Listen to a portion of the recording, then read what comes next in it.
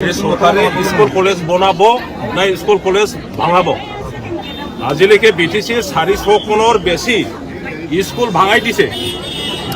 এইটো বিটিচি বাকী জানে। এতিয়া আকৌ স্বাস্থ্য বিভাগত আহিলে হস্পিটেল নতুন বনাব না হস্পিটেল ভাঙাব।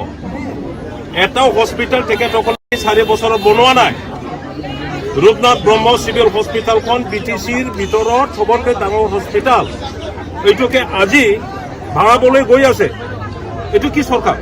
চৰকাৰৰ দায়িত্ব আৰু বেছি কৰিব না কমাই দিব?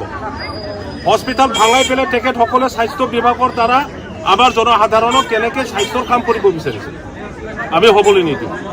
ইয়াত দল সংগঠনৰ কথা নহয়। মানুহবিলাকে যদি ভাবে যে এইখন ৰেলী এইখন প্ৰটেষ্ট BPF কৰিছে বুলি যদি ভাবে, য'ত কংগ্ৰেছৰ পৰা আৰম্ভ কৰি CPM পৰা আৰম্ভ কৰি সব দল সংগঠন আছে, ভাবি লওক যে BPF প্ৰটেষ্ট কৰিছে, ইয়াত একো নাই।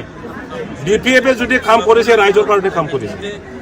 আজি আমি লাজ কৰিছোঁ, প্ৰকাশ কৰিছোঁ যে দল সংগঠনৰ নাম লৈ পেলাই UPPLৰ আমাৰ ৰাইজে কোকৰাঝাৰ টাউনত আৰু BJPৰ ছাপৰ্টাৰ ৰাইজে প্ৰটেষ্টত ওলাই অহা নাই। খালি পৰহি যদি ইয়াত কষ্ট পায় অকল BPFৰ সমৰ্থকসকলে কষ্ট নাপাব, আপোনালোকেও পাব। UPPLৰ সমৰ্থক বা BJPৰ সমৰ্থকসকলেও কষ্ট পাব।